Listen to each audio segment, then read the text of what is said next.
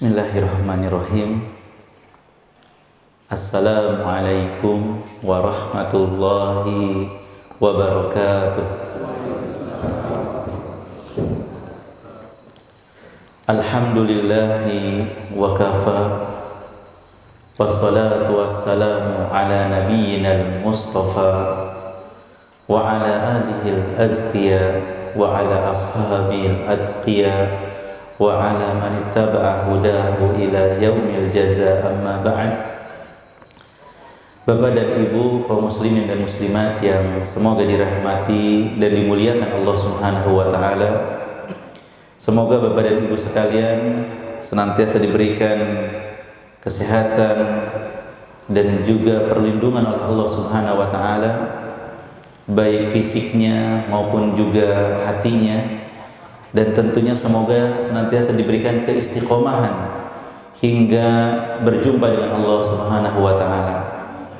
Allah Subhanahu wa taala berfirman, ya ayyuhalladzina amanu taqullaha haqqa tuqatih wa la tamutunna illa wa antum muslimun.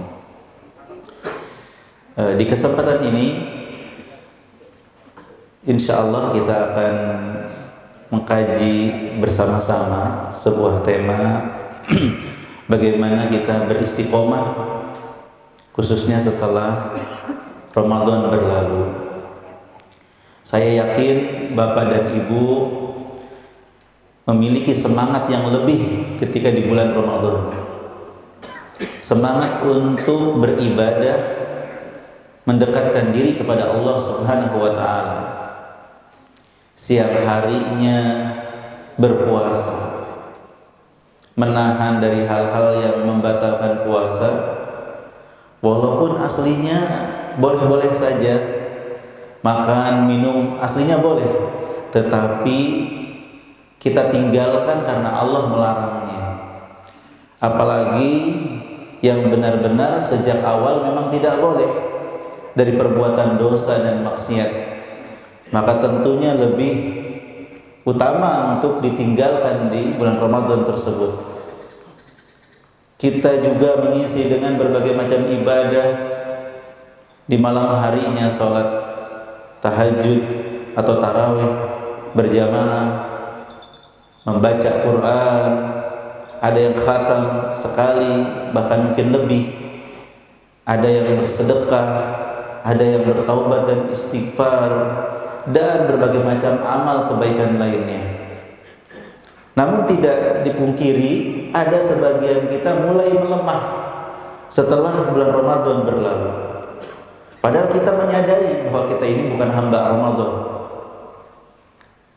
Tidak tercela orang yang semangat di bulan Ramadan itu lebih tinggi daripada bulan yang lain.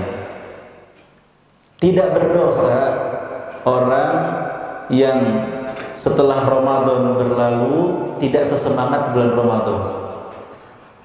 Tetapi yang menjadi masalah atau menjadi dosa adalah ketika setelah Ramadan berlalu ketaatan-ketaatan yang wajib mulai ditinggalkan. Ketika perkara-perkara yang haram mulai dilakukan. Ini yang jadi masalah, ini yang jadi dosa. Ini perlu saya ulangi lagi. Tidak tercela orang yang berkurang semangatnya setelah Ramadan pergi. Di bulan Ramadan khatam 1 bulan 30 juz. Di luar Ramadan, bulan Syawal, boro-boro 30 juz, 1 juz pun tidak misalnya. Berdosa atau tidak? Tidak. Tidak berdosa. Selagi dia masih membaca Quran, selagi dia masih mentadabburi Al-Quran, cuman tidak sebanyak di bulan Ramadan. Di bulan Ramadan infaknya sampai 100 juta misalnya. Di luar Ramadan hanya 10 juta. Berdosa tidak? Tidak. Ya, ini yang saya maksud, tidak tercela ketika memang semangatnya itu berbeda. Dan kita tidak perlu mencela mereka yang seperti itu. Karena ada saatnya jiwa itu semangat, ada jiwa tidak. Tetapi yang jadi tercela adalah ketika seseorang meninggalkan istiqomah. Ketika meninggalkan istiqomah,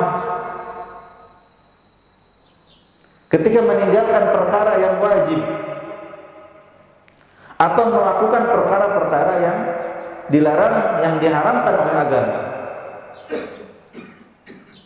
Di bulan Ramadan sholat berjamaah ke masjid, bagi laki-laki hukumnya wajib atau tidak? Memang terjadi perbedaan pendapat, tetapi pendapat yang kuat itu wajib jika tidak ada uzur. Berdasarkan ya banyak hadis Nabi SAW, diantaranya beliau ingin meminta salah seorang jadi imam, kemudian beliau berkeliling membawa kayu bakar dan membakar rumah-rumah yang enggak ke masjid. Ingin banget gitu, tapi tidak beliau lakukan. Tapi ini menunjukkan bahwa betapa besar kesalahan orang yang meninggalkan sholat berjamaah di masjid. Kalau orang yang terlambat ke masjid saja dicap sebagai orang munafik di zaman itu, bagaimana ada orang yang jelas-jelas nggak mau ke masjid?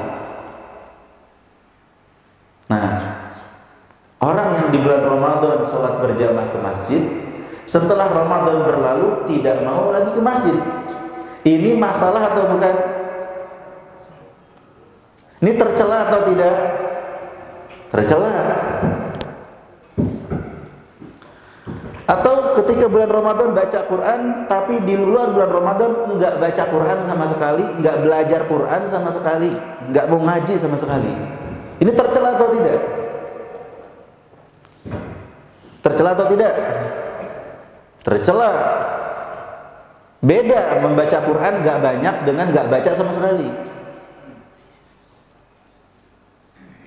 Baca Quran enggak banyak enggak apa-apa, sedikit ya, berapa halaman, tapi jangan sampai meninggalkan sama sekali, nggak mau bacanya, nggak mau belajarnya, sehingga terjatuh kepada ayat inna qaumi ittakhadhu hadzal qur'ana mahjura, meninggalkan Al-Qur'an. Atau meninggalkan atau melakukan hal yang dilarang. Di bulan Ramadan nggak ada ghibah, nggak ada ngomongin orang, puasa. Setelah Ramadan berlalu, ghibah dimulai. Ini tercela atau tidak? Ini tercela. Jadi tidak mengapa jika ada yang semangatnya itu berkurang selama tidak meninggalkan perkara wajib dan tidak melakukan perkara yang haram. Itu tidak tercela. Ya, ketika Ramadan berlalu, yang tercela adalah ketika meninggalkan istiqomah. Nah, istiqomah itu apa berarti? Istiqomah itu apa? Rasulullah SAW pernah ditanya sama seorang sahabat, "Ya Rasulullah, qul li fil Islam qawlan la as'alu anhu ahadan ghairu." Wahai Rasulullah, ajarkan kepadaku dalam Islam, dalam agama ini, suatu perkataan yang gak mungkin aku tanya kepada selain. Kata Rasulullah SAW, qul amantu billah tsumma istaqim. Katakan, aku beriman kepada Allah. Setelah kau mengatakan itu, istiqomahlah di atas agama Allah. Nah, istiqomah itu apa? Secara bahasa, istiqomah itu diddul i'wijaj. lawan daripada bengkok, lurus. Dalam sehari semalam 17 kali kita membaca doa supaya ditunjukkan jalan yang lurus. Ihdinas siratal mustaqim. Ya Allah, tunjukilah kami jalan yang lurus. Jadi untuk bisa istiqomah perlu tahu mana jalan yang lurus.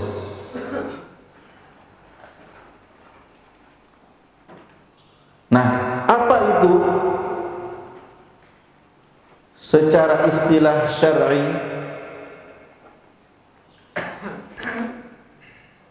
Sebagian ulama menyebutkan pengertiannya adalah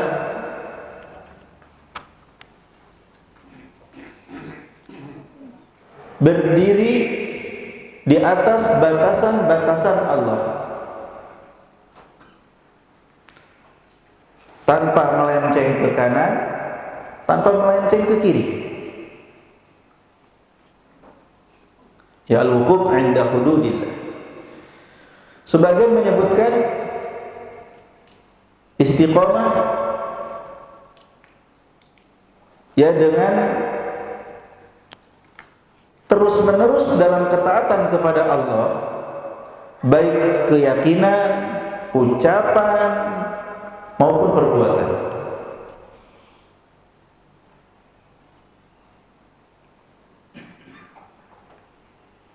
Dan berbagai macam pengertian lainnya yang menunjukkan bahwa orang yang istiqomah itu pertama mereka mengetahui jalan yang lurus, yang kedua mereka teguh di atas jalan tersebut.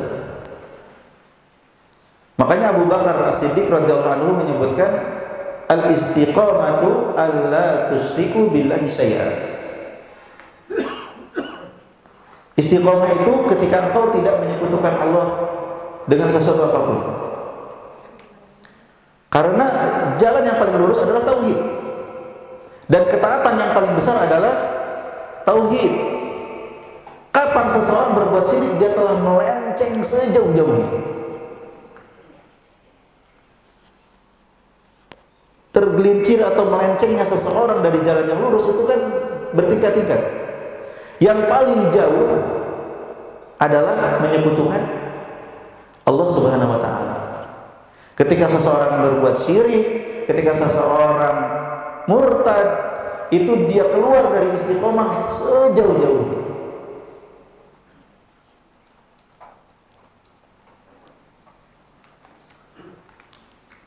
Maka ketika seseorang melakukan perkara-perkara yang wajib, dia istiqomah. Ketika dia meninggalkannya, berkuranglah keistiqomahannya. Tidak disebut istiqomah. Ketika seseorang meninggalkan perkara-perkara yang haram, dia istiqomah. Ketika dia terjatuh pada yang haram, dia tidak istiqomah. Kata Syekh Utsaimin rahimahullah, seseorang disebut rajulun mustaqim ketika dia bisa di atas ketaatan kepada Allah, melaksanakan perintahnya, meninggalkan larangannya.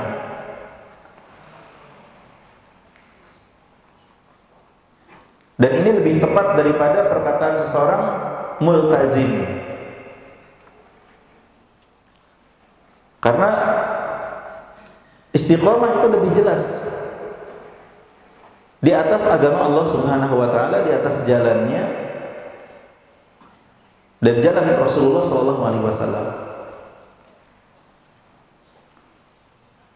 Nah, berarti orang disebut istiqomah setelah bulan Ramadan ketika dia bisa menjaga dirinya tetap di atas apa-apa yang Allah perintahkan, terutama yang wajib.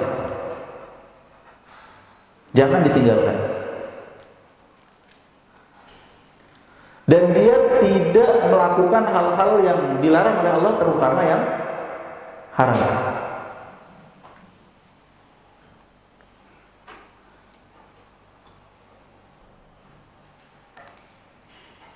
sholat 5 waktu tetap dijaga. Bagi laki-laki ke masjid. Ibu-ibu di rumah tepat waktunya, tidak nunda-nunda sholat.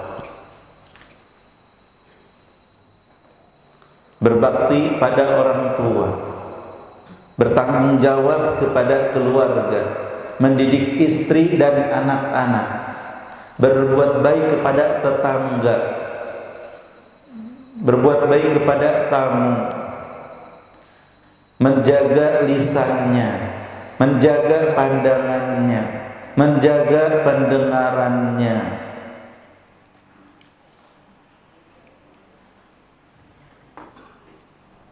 Walaupun sebagian perkara-perkara mustahab mungkin tidak dikerjakan di luar Ramadan, maka dia tetap disebut orang yang istiqomah.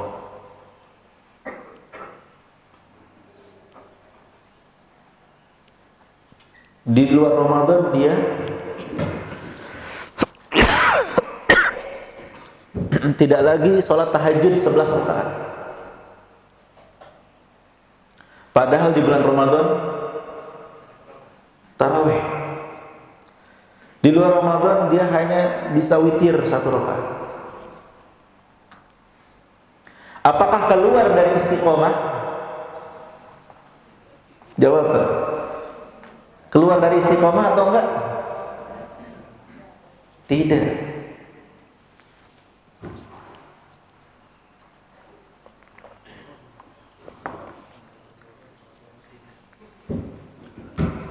Sebagian orang mengira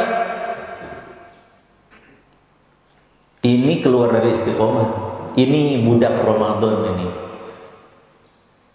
Biasa tarawih kok sekarang nggak tarawih.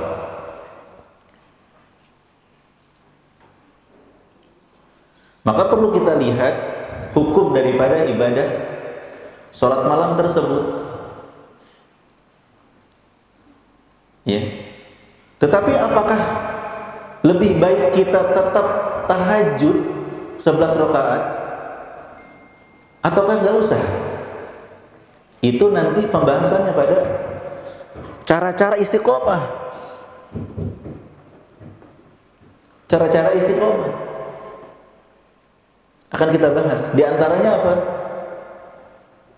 Continue walaupun sedikit. Yang sudah bisa rutin witir 1 rakaat, tidak dia tinggalkan, dia bisa tambah 2 rakaat lagi jadi 3 rakaat. Terus dirutinkan, yang bisa lebih daripada itu silahkan ditambah. Sehingga ya, dia bisa menjaga konsisten dan kontinu suatu amalan walaupun sedikit, apalagi kalau banyak. Nah, jadi yang harus kita pahami dulu pengertian daripada istiqomah dulu, supaya tidak salah memahami, mengira saya bukan istiqomah nih, saya nggak istiqomah nih, kemarin waktu bulan Ramadan begini begitu, sekarang udah nggak lagi. Lihat dulu Pak, perkaranya wajib atau enggak. Kalau perkara wajib, benar nggak istiqomah. Tapi kalau perkaranya tidak wajib, ya, maka jangan sampai kita berputus asa karena semangat beribadah itu naik turun, iman itu juga naik turun. Ada seorang sahabat mengeluh kepada Rasulullah SAW, "Ya Rasulullah, kami itu kalau bersamamu semangat ibadahnya. Kalau sudah pulang ke rumah, biasa aja. Kami takut ini suatu kemunafikan." Kata Rasulullah, bukan kemunafikan. Ada saatnya semangat, ada saatnya tidak. Yang penting tidak meninggalkan yang wajib, tidak melakukan yang haram.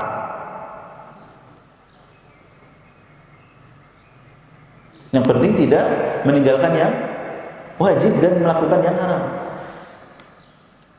Ada orang kurang semangat dengan suatu amalan, maka carilah amalan lain yang dia semangat melakukannya.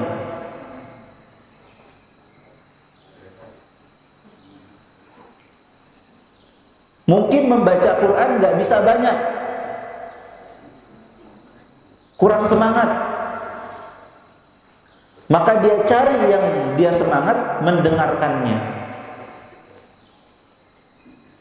Berpahala atau tidak mendengarkan murattal?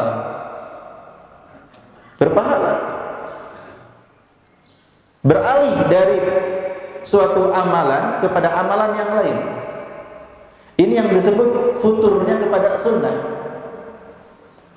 futurnya kepada kebaikan.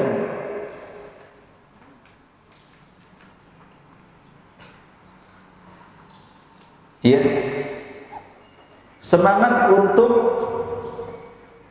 sholat malam, ketika turun semangatnya, dia ganti dengan baca Quran sambil duduk. Atau biasanya sholat sunnahnya berdiri, ini enggak sambil duduk sholat sunnahnya. Boleh apa tidak? Boleh. Walaupun pahalanya setengah daripada berdiri. Untuk sholat sunnah. Kalau sholat wajib, wajib berdiri. Nah ini perubahan dari seperti itu. Nah ini pengertian daripada istiqomah, bahwa berbeda semangat itu tidak mengurangi keistiqomahan seseorang. Yang terpenting dalam istiqomah adalah dia tetap berdiri di atas batasan-batasan Allah. Jika ada seseorang yang melihat aurat, istiqomah atau enggak? Entah auratnya langsung atau melalui foto atau video. Film-film tuh biasanya kelihatan auratnya. Saya nggak sengaja lihatnya. Kalau iklan mungkin bolehlah beralasan, tiba-tiba iklannya berubah gitu kan. Tapi kalau film itu udah jelas pemainnya nggak pakai penutup aurat gitu kan. Nah itu istiqomah atau bukan?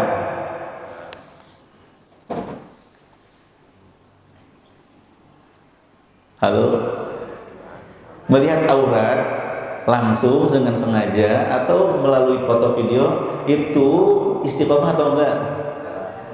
Kenapa enggak istiqomah? Karena dilarang dan haram hukum.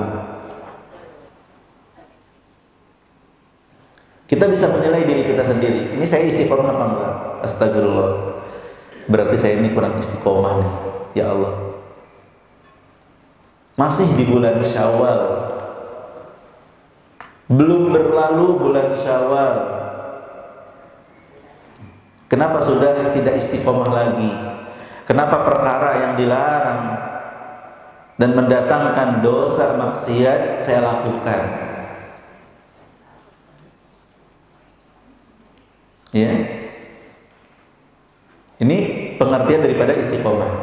Selanjutnya, fadlul istiqomah, keutamaan istiqomah.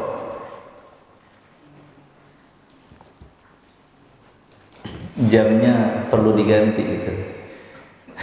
Masih jam 5. Iya. Yang belakang.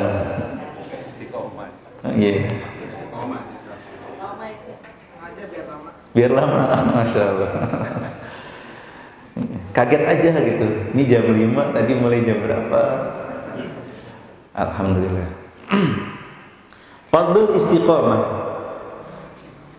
Setelah kita paham arti istiqomah, apa sih keutamaan kalau kita istiqomah?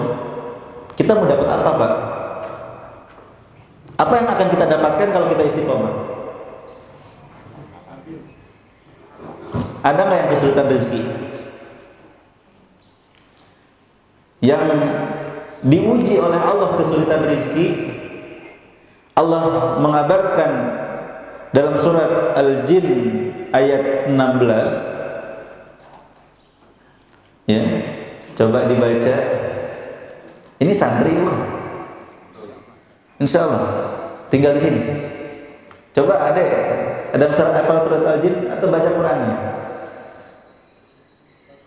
Ayat 16. Kalau nggak hafal nggak apa-apa, baca Qurannya. Ada Qurannya.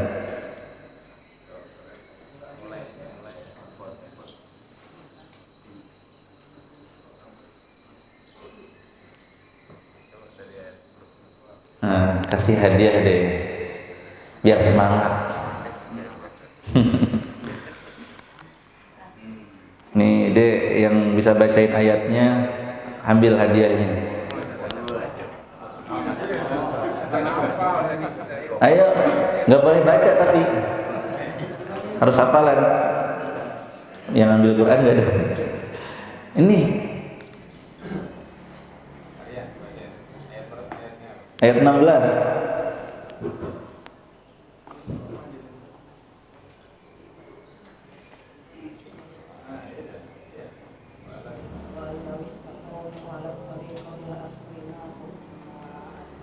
Barakallahu fiik. Ambil. Fatahallahu alaik wa zadakallahu hirsan. Semangat. Ya.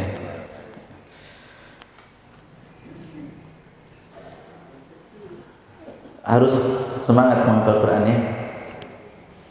Jadi kata Allah Subhanahu wa taala, jika ya wa'allam istaqamu 'ala tariqah, jika mereka istiqamah di atas jalan Allah Subhanahu wa taala, lasqainahum ma'an ghadaq, kami akan menurunkan kepada mereka hujan yang lebat. Yang tadinya kekeringan, paceklik, susah, Allah akan berikan rezeki. Nah, jadi bisa jadi kesulitan yang menimpa kita atau sebagian kaum muslimin karena kurang istiqomah. Jika mereka istiqomah di jalan Allah, Allah akan berikan karunia yang banyak berupa rezeki yang halal. Ya, ini di dunia. Kata Imam Al-Qurtubi, lawasi'na 'alaihim fid dunya wa basatna lahum fir rizq. Ya, kami akan luaskan bagi mereka kebaikan di dunia dan kami bentangkan rezeki untuk mereka. Istiqomah. Makanya kalau kekurangan harta itu enggak terlalu masalah. Yang jadi masalah itu kalau kekurangan istiqomah. Ya, kalau kita kurang istiqomah, keluarga kita kurang istiqomah, ini masalah besar di keluarga kita. Ada perintah-perintah yang enggak dijalankan, apalagi yang wajib ini. Ada larangan-larangan yang dilanggar. Ini masalah yang sangat besar. Kemudian ketika sakaratul maut, ketika meninggal dunia, orang yang istiqomah juga akan diberikan kabar gembira dan tidak akan rasa takut, tidak akan ada rasa takut dan rasa sedih. Dalam surat Fussilat ya ayat 30 dan beberapa ayat setelahnya, Allah Subhanahu wa taala berfirman, innal ladzina qalu rabbuna Allah tsumma istaqamu tatanazzalu 'alaihimul malaikah alla takhafu wa la tahzanu wa abshiru bil jannati allati kuntum tu'adun. Sesungguhnya orang-orang yang mengatakan Rabb kami Allah, kemudian mereka istiqomah. Nih Pak, mereka yang istiqomah apa balasannya? Ya, para malaikat akan turun kepada mereka ketika sakaratul maut mengatakan jangan takut, jangan bersedih. Dan ini bukan hanya ketika sakaratul maut, tapi juga ketika di kuburan maupun ketika dibangkitkan. Tidak ada kekhawatiran apa yang akan menimpa saya gitu ke depannya. Tidak ada kesedihan dengan berpisah dengan anak-anak, dengan keluarga. Kita ngebayangin kalau meninggal, aduh sedih banget ya berpisah dengan keluarga. Tapi orang-orang yang istiqomah tidak akan diberikan kesedihan itu. Karena Allah yang akan menjaga keluarga, menjaga anak-anak ketika kita meninggal dunia. Ya. Wa absyiru bil jannah. Bergembiralah dengan surga yang kalian dijanjikan. Kalian tuh pasti masuk surga. Kalian itu pasti masuk surga kalau kalian istiqomah. Berbahagialah. Allah akan mengampuni kalian, menghapuskan dosa-dosa kalian, menerima amal ibadah kalian, dan bergembira dengan surga. Ya Allah Pak, istiqomah sangat penting sekali Pak.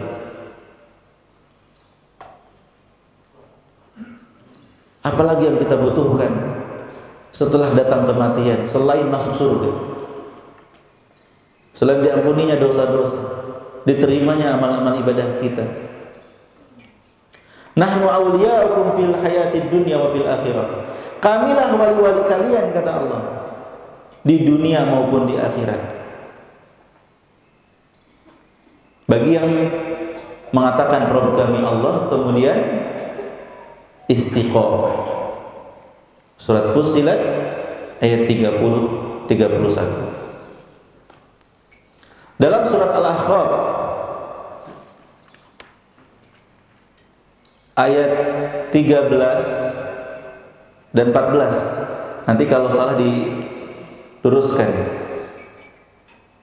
Allah Subhanahu wa taala berfirman, "Innal ladzina qalu rabbunallah tsumma istaqamu."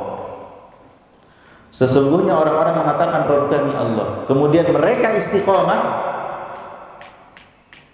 ya, fala khaufun 'alaihim wa lahum yahzanun. Mereka tidak akan dihinggapi rasa takut dan tidak akan dihinggapi rasa sedih. Rasa takut dengan masa depan mereka nggak akan mengalaminya. Rasa sedih dengan masa lalu juga nggak akan mengalaminya. Ulaika yadkhuluna al-jannata khalidina fiha jazaa'an bima kanu ya'malun. Orang-orang yang istiqomah itu mereka akan dimasukkan ke dalam surga dan mereka kekal di dalamnya sebagai balasan atas apa yang mereka kerjakan. Enggak perlu pujian manusia, enggak perlu apresiasi dari mereka. Kita ingat saja dari ayat-ayat ini balasan bagi orang istiqomah. Bapak istiqomah nggak dipuji nggak apa-apa, nggak dikasih penghargaan nggak apa-apa sama manusia. Bapak ingat, selama Bapak istiqomah, selama kita istiqomah, Allah akan memasukkan kita ke dalam surga. Biarin aja, sabar-sabar di dunia.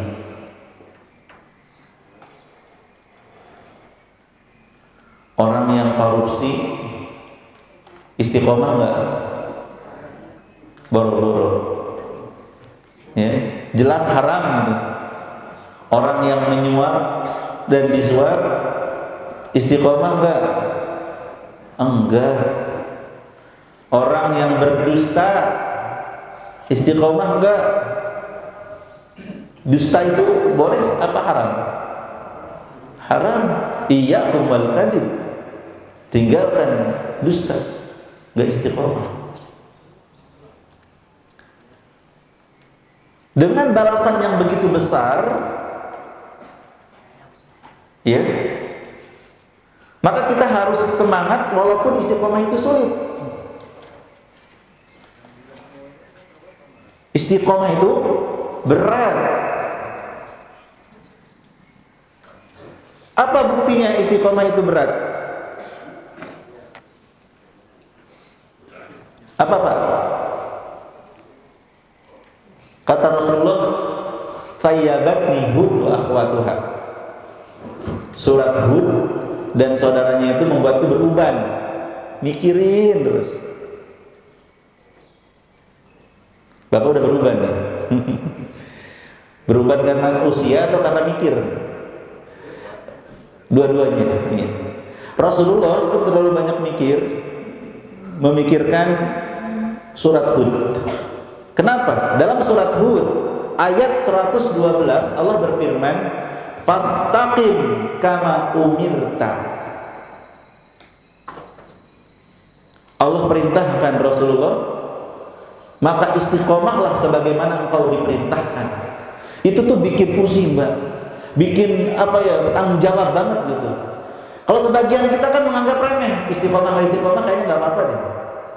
Bagi Rasulullah harus istiqomah. Dan itu dipikirkan oleh beliau. Dan itu dipikirkan juga bagaimana menimpa umat beliau agar umatnya istiqomah gimana. Makanya beliau berwasiat, amantu billah tsumastaqim. Ya Allah, kenapa saya belum istiqomah? Ya Allah, kenapa susah banget istiqomah? Ya Allah, masih ada yang belum aku kerjakan dari perintahmu. Ya Allah, masih ada larangan yang aku langgar. Ya Allah, kita ini harus banyak-banyak takut kepada Allah Subhanahu wa ta'ala. Kok belum istiqomah gitu? Ramadan sudah berlalu.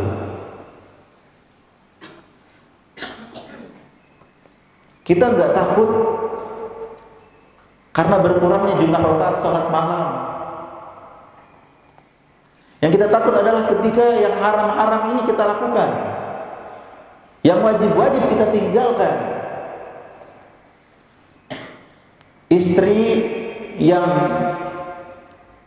membangkang kepada suami istiqomah apa enggak? Boro-boro.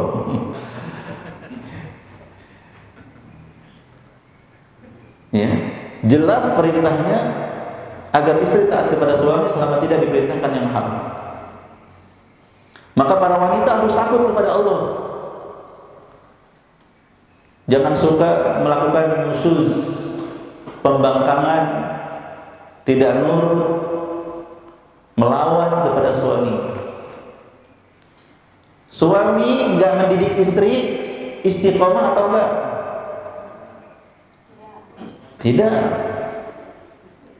Karena Allah wajibkan bagi para suami untuk mendidik, menjaga keluarga, qu anfusakum wa ahlikum nar. Ketika ketemu keluarga, pikirkan, saya harus membimbing mereka, menjaga mereka gimana caranya. Berikan ilmu pada mereka. Nah, ini keutamaan istiqomah yang sangat besar, seharusnya membuat kita semangat ya Pak. Di dunia dan di akhirat Allah berikan balasan yang besar. Walaupun berat, ayo semangat. Kemudian perlu kita ketahui bahwa istiqomah itu dimulai dengan istiqomahnya hati. Hati kita harus diluruskan. Kata Rasulullah, "Idza saluhat saluhal jasadu kullu, wa idza fasadat fasadal jasadu kullu." Kalau hatinya bagus, ya, bersih, selamat, maka badannya, amalannya juga bagus, selamat.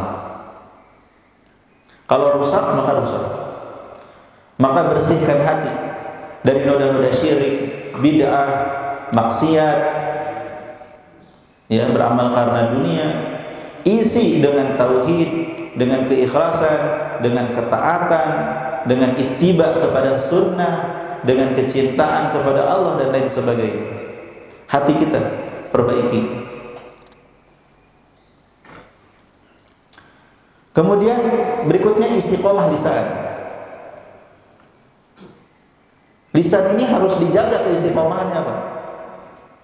Man kana yu'minu billahi wal yawmil akhir falyaqul khairan aw liyasmut.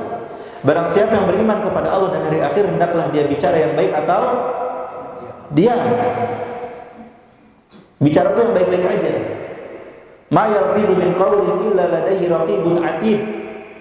Ya, jangan kita kira kita bicara enggak dicatat gitu. Ada malaikat yang dekat lagi mencatat.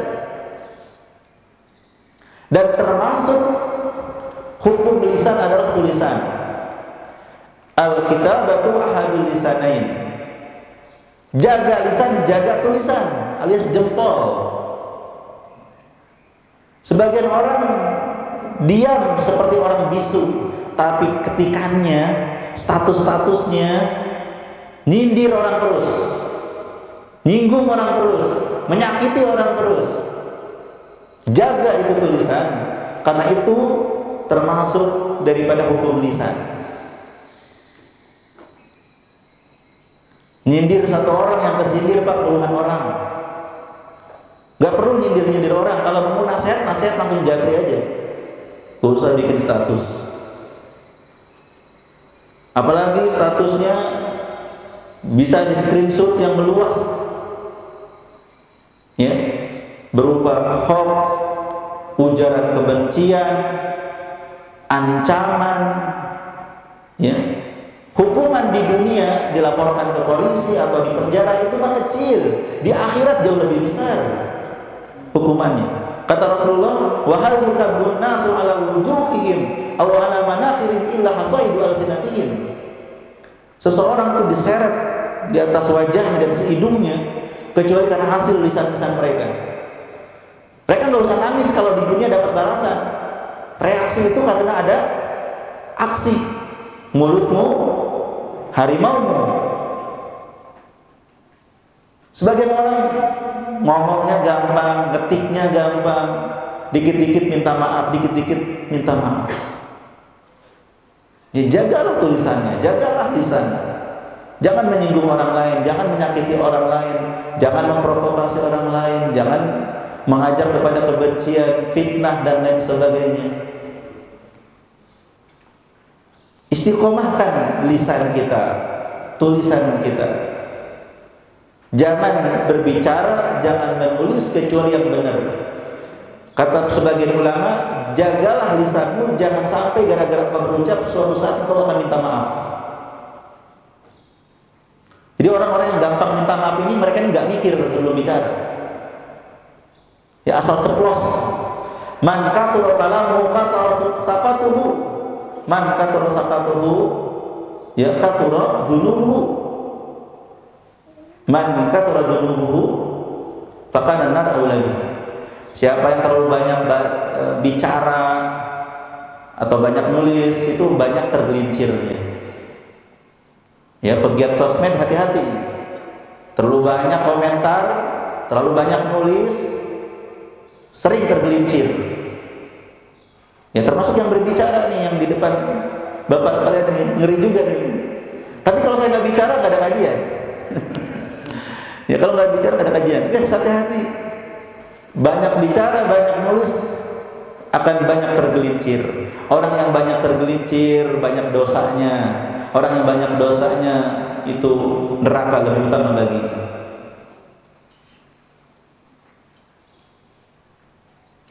Ya, jadi perlu waspada, jaga lisan. Baru setelah itu anggota badan ya akan mengikuti. Karena anggota badan ini adalah representasi daripada apa yang ada di dalam hati kita. Ya. Kenapa seseorang cenderung mendekat kepada kemaksiatan? Karena memang hatinya rusak. Hatinya cinta dunia, gak ingat akhirat, sehingga mudah melakukan keburukan-keburukan. Ya, anggota badan ini yang akan mendohirkan, menampakkan apa yang ada di dalam hati. Makanya nggak benar Pak, orang yang melakukan maksiat terus dia bilang sebenarnya hatinya baik, itu nggak benar. Orang yang sudah jelas melakukan keburukan itu tanda hatinya buruk. Orang yang sudah jelas mengucapkan kalimat-kalimat buruk, tanda hatinya buruk. Qad badatil baghdha'u min afwahihim wa ma tukhfi suduruhum akbar. Orang-orang munafik nampak kebenciannya kepada orang Islam itu dari lisan-lisan mereka, dan apa yang disembunyikan dalam hati lebih besar. Itu saking gak bisa menahannya dalam hati, akhirnya keluar di lisan kebenciannya kepada orang Islam, kepada agama Islam, kepada syariat Islam. Maka mereka nggak bisa mengatakan setelah itu sebenarnya niatnya baik, hatinya baik, itu bohong, Pak. Karena apa yang diucapkan, apa yang diperbuat oleh seseorang itu penampakan apa yang tersembunyi di dalam jiwanya.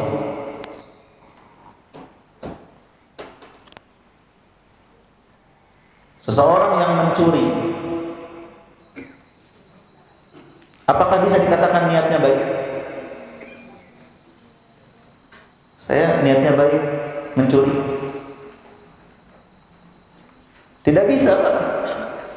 Itu rusak hatinya. Dia nggak tawakal sama Allah, dia nggak takut sama Allah. Hatinya rusak gitu. Ya. Jadi kita jaga keistiqomahan hati dan lisan untuk memudahkan keistiqomahan anggota badan. Nah, bagaimana cara-cara supaya istiqomah? Yang pertama, senantiasa mengikhlaskan niat kita karena Allah Subhanahu wa taala.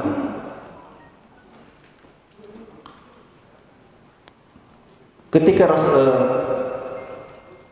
Syekh Utsaimin rahimahullah menyebutkan hadis, wa inna ahadakum la ya'malu bi amali ahlil jannah. Salah seorang di antara kalian ada yang beramalan dengan amalan ahli surga. Ya, hatta ma yakunu bainahu wa bainaha illa dira'. Sampai jarak dia dengan surga itu tinggal sehasta saja. Fa ya'malu bi amali ahlin nar fa yadkhuluha. Kemudian dia melakukan amalan ahli neraka, kemudian masuk neraka. Kata Syekh Utsaimin, dia beramal amalan ahli surga fima yabdu linnas. Dia beramal dengan amalan ahli surga hanya di depan manusia, nggak ikhlas. Hingga akhirnya Allah tampakkan hakikatnya, aslinya di akhir hayat. Kenapa bisa berubah dari amalan ahli surga ke amalan ahli neraka? Karena ketika melakukan amalan ahli surganya tidak ikhlas. Maka waspada. Salat kita harus ikhlas, ngaji kita harus ikhlas, dakwah kita harus ikhlas. Semua amal kebaikan harus dilakukan secara ikhlas. Insya Allah bisa istiqomah. Kalau belum ikhlas, perbaiki hatinya, perbaiki niatnya. Apakah ada orang yang datang di majelis ilmu gak ikhlas? Banyak. Kata Imam Ad-Darqutni rahimahullah, talabna al-ilma li ghairillah fa aba an yakuna illa lillah. Beliau mengatakan, dulu kami pernah menuntut ilmu, ngaji bukan karena Allah. Jadi jangan tertipu dengan diri sendiri. Oh, saya pengajian nih, saya ikhwan pengajian, saya umat pengajian, saya rutin ngajinya. Jangan tertipu. Lihat hatinya. Fa aba an yakuna illa lillah. Ilmu tidak masuk sampai kami ikhlaskan karena Allah.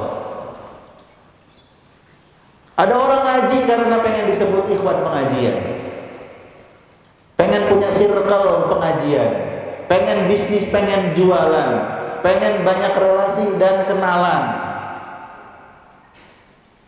Ada sebagian orang ngaji karena kepentingan duniawi, cari akhwat lah, cari ikhwan lah, ya, untuk kepentingan duniawi. Ada sebagian orang ingin dikenal dan lain sebagainya. Itu rusak niatnya, itu tinggalkan. Harus lillah, mencari ilmu, ingin menghilangkan kebodohan dari dirinya. Setelah dapat ilmu, menghilangkan kebodohan dari orang lain dan beramal dengan ilmu tersebut. Bukan gaya-gayaan ngaji. Daftar gurunya banyak, daftar pengajiannya banyak, daftar majlisnya banyak. Itu bukan ilmu. Kata Imam Ad-Darimi rahimahullah, laisal ilmu an kathratil kutub wala riwayah walakinnahu nurun yaqdhifuhu Allah fil qalb. Ilmu itu bukan banyaknya kitab, banyaknya riwayat, banyaknya guru, tapi cahaya Allah memberikan hati seorang hamba. Hanya zahirnya saja seperti ngaji, hakikatnya sebagian orang belum ngaji. Ilmu gak akan masuk seperti itu dan gak akan istiqomah. Gak akan istiqomah. Hijrah katanya, kalau tidak ikhlas karena Allah, gak akan istiqomah hijrah. Ya bangga hadir di pengajian ini, hadir di pengajian itu, bersama ustaz ini, bersama ustaz itu. Jika tidak ikhlas karena Allah, tidak akan istiqomah dan tidak akan mengamalkan ilmunya. Maka perlu keikhlasan kalau mau istiqomah. Yang kedua, lihat dengan siapa kita bergaul, berteman dekat. Kata Rasulullah SAW, "Al-mar'u ala dini khalili, falyabdur ahadukum man yukhalilu." Seseorang itu akan tergantung agama teman dekatnya. Maka lihatlah dengan siapa dia berteman dekat. Pasti terpengaruh, pasti ke bawah.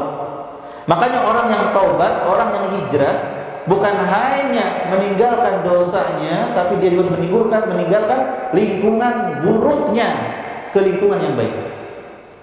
Seperti hadis yang menyebutkan ada orang 99 membunuh 99 nyawa, ditambah satu lagi membunuh ahli ibadah. Ketika ingin bertobat, diarahkan oleh seorang alim untuk pindah tempat. Di tengah jalan meninggal dunia. Jadi tidak bisa dia bilang tobat, dia bilang ingin baik, tapi lingkungan teman-teman dekatnya masih dengan orang-orang yang buruk. Pasti akan ke bawah lagi. Orang yang tobat dari narkoba, dia harus menjauh dari teman-teman yang masih mengkonsumsi atau menjual narkoba. Jika enggak, bakal diajak lagi itu. Orang yang taubat dari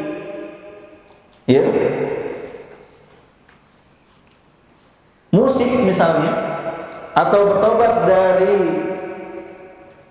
seni peran yang harus menyentuh laki-laki dan wanita dan segala macam dunia entertainment, maka dia harus meninggalkan lingkungannya secara ikhlas karena Allah, sehingga Allah akan ganti dengan lingkungan yang lebih baik. Jika tidak, maka teman-teman lama itu akan terus narik-narik.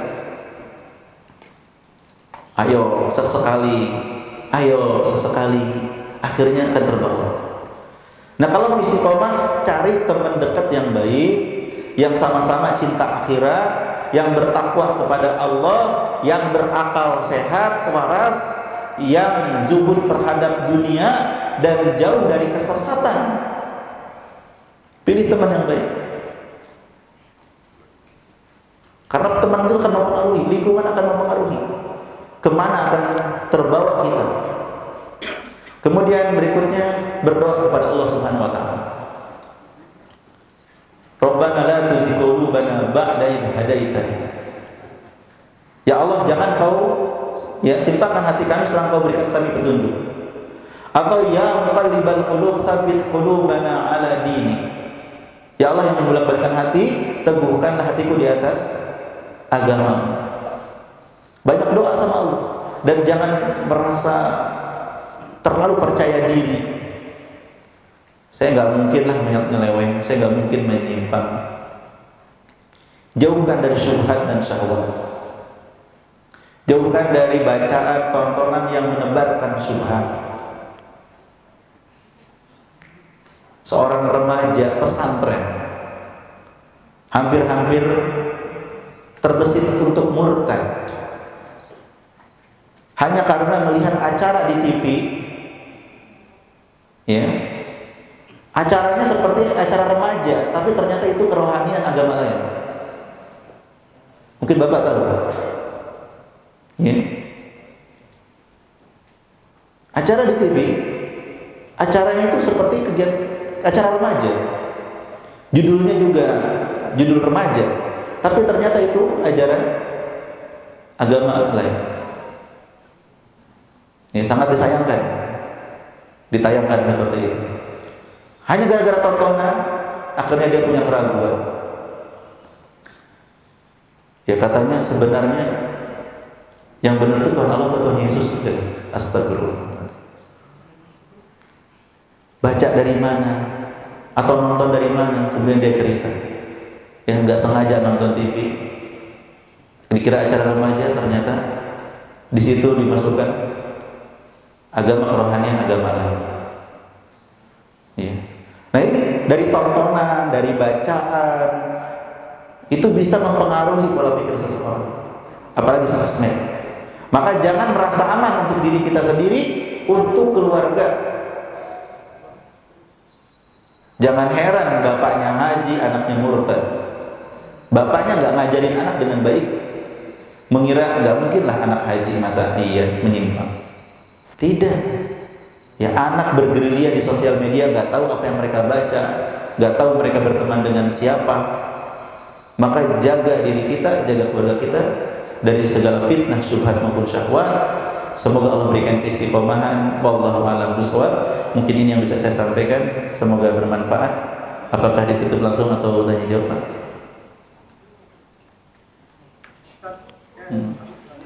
Oh ya, satu berarti mewakili yang lain. Silakan.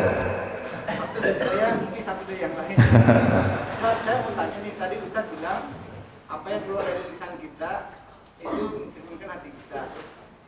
Dalam kondisi normal kita baik-baik aja, tapi kalau dalam lagi marah atau emosi, kadang suka nggak sadar keluar kata-kata yang kasar atau apa gitu. Itu apakah juga bisa dikatakan hati kita memang masih seperti itu gitu? Kalau dalam kondisi emosi keluarnya. Baik, terima kasih Bapak. Orang yang emosi kemudian mengucapkan kata-kata tidak baik, ya, itu harus segera ingat sabda Nabi SAW, la taghdab, jangan marah.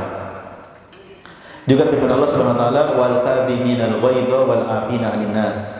Orang yang masuk surga itu Pak yang menahan marah dan memaafkan manusia.